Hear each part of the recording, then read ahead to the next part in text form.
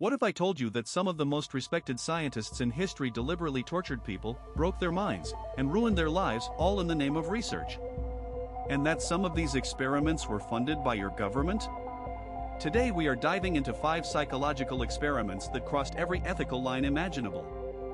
These are not urban legends. These are documented, verified events that changed the rules of science forever because they had to. Stay with me. Number 3 on this list genuinely kept me up at night. Let us start in 1939 at the University of Iowa. A speech pathologist named Wendell Johnson wanted to prove that stuttering was not something you were born with, it was something created by anxiety and negative reinforcement. A learned behavior.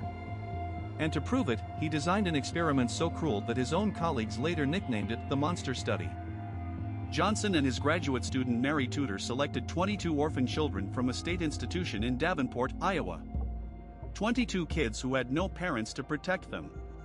No one to say no on their behalf. They split the children into 2 groups. The first group received positive speech therapy. They were told they spoke beautifully, that their words were clear and confident. The second group? They were berated.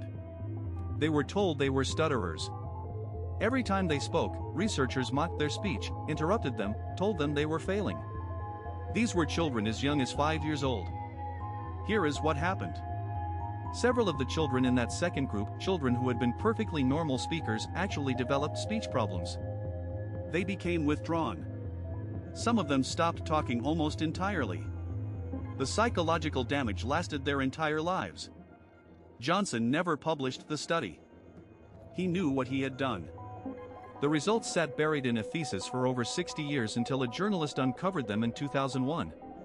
In 2007, the state of Iowa paid nearly $1 million in settlements to the surviving victims. Mary Tudor, the graduate student who ran the day-to-day sessions, reportedly visited the orphanage afterward trying to undo the damage. She could not. Now we go back even further. 1920, Johns Hopkins University. A psychologist named John B. Watson wanted to prove that fear was a conditioned response, that you could literally program a human being to be afraid of anything. And his test subject was a 9-month-old baby known only as Little Albert. Watson and his assistant Rosalie Rayner placed Albert on a mattress and introduced him to a series of objects. A white rat, a rabbit, a dog, a monkey, masks, and burning newspapers. Albert showed no fear of any of them. He even reached out to pet the rat. Then the conditioning began. Every time Albert reached for the white rat, Watson would slam a steel bar with a hammer directly behind the baby's head. The sound was enormous and terrifying. Albert would scream and cry. They did this over and over again. Within weeks, Albert was terrified of the white rat. But it did not stop there. The fear generalized. Albert became afraid of anything white and furry: rabbits, dogs, even a Santa Claus mask with a white beard. Watson had successfully implanted a phobia into a baby's mind. And here is the truly disturbing part. Watson never deconditioned Albert. He never removed the fear. Albert's mother pulled him from the hospital, and the boy disappeared from scientific record. For decades, researchers tried to find out what happened to him. The leading theory, published in 2012, suggests that little Albert was actually a boy named Douglas Merritt, who suffered from neurological problems and died at age 6 from hydrocephalus. Watson went on to a career in advertising. He used what he learned about conditioning to sell coffee. Alright, number 3. This one is famous, and for good reason. 1961, Yale University. Stanley Milgram wanted to answer a question that was haunting the world in the aftermath of the Holocaust: could ordinary people be made to commit terrible acts simply because an authority figure told them to? Here is how it worked. Volunteers were told they were participating in a study about learning in memory. They were assigned the role of teacher and instructed to administer electric shocks to a learner in another room every time the learner gave a wrong answer. The shocks started at 15 volts and increased in 15-volt increments all the way up to 450 volts. That last switch was literally labeled XXX. The learner was an actor. No real shocks were given. But the teachers did not know that. As the voltage increased, the actor would scream, beg to be released, complain about a heart condition, and eventually go completely silent. The teachers were visibly distressed. Many of them trembled, stuttered, and begged the experimenter to let them stop. But the experimenter, wearing a gray lab coat, would calmly say things like, "The experiment requires that you continue. And you have no choice. You must go on." 65% of participants delivered the maximum 450-volt shock. Two-thirds of ordinary people were willing to potentially kill a stranger because a man in a lab coat told them to. Milgram ran the experiment in multiple variations. When the authority figure was in the room, obedience was highest. When the teacher had to physically press the learner's hand onto a shock plate, obedience dropped, but 30% still went all the way. Quick pause here. If you are finding this as disturbing and fascinating as I did while researching it, do me a favor, hit that subscribe button. We do deep dives like this every single week, and I promise you, the next 2 experiments on this list are even darker. Alright, let us keep going. August 1971. Stanford University. Professor Philip Zimbardo converted the basement of the psychology building into a mock prison. He recruited 24 male college students, screened them for psychological normalcy, and randomly assigned them to be either guards or prisoners. The experiment was supposed to last 2 weeks. It lasted 6 days.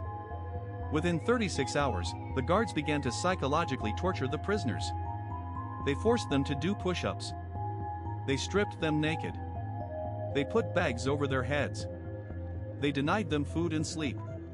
They forced them to clean toilets with their bare hands. They locked them in a dark closet they called the hole. And remember, these were college kids. Normal, mentally healthy college kids who knew this was a simulation. Prisoner number 8612, a student named Douglas Corpy, had a complete psychological breakdown on day 2.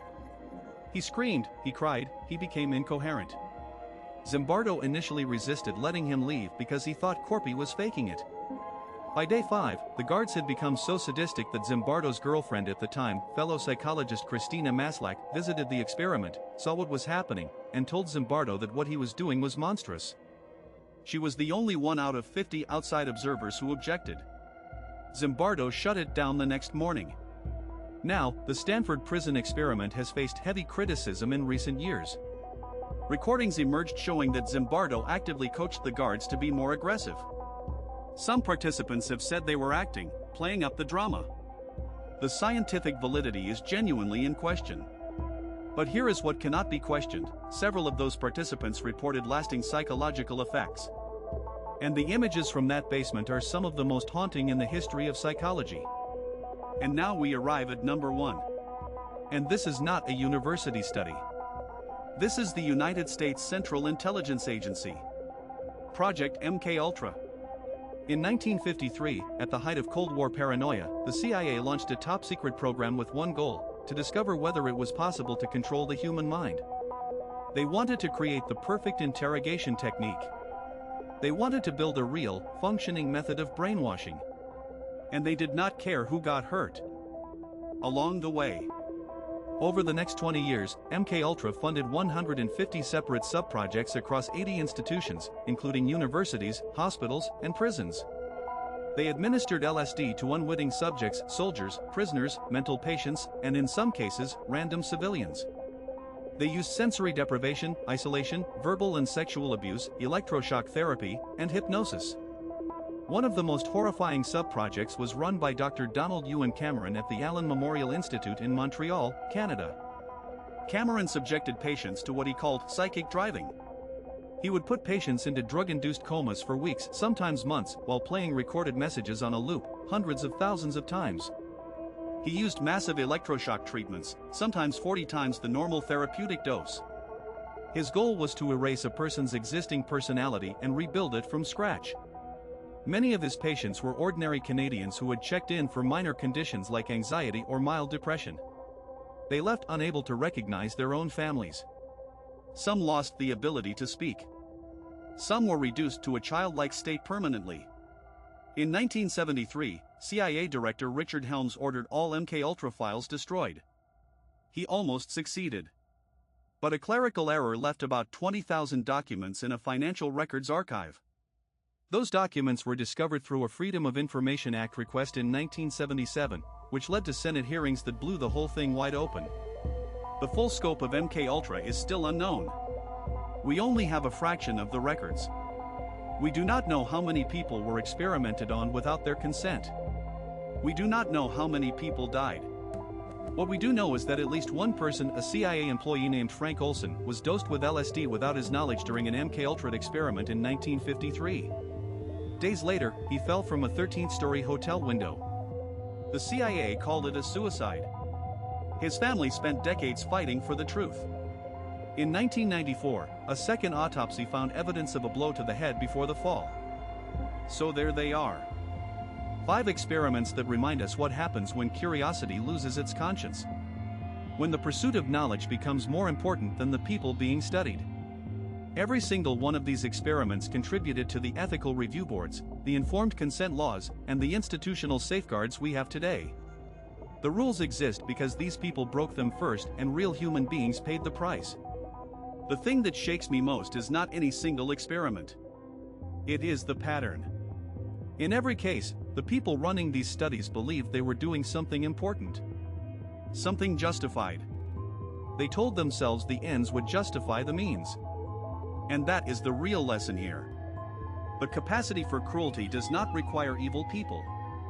It just requires people who have convinced themselves that what they are doing is necessary. So let me ask you this: which one of these experiments disturbed you the most,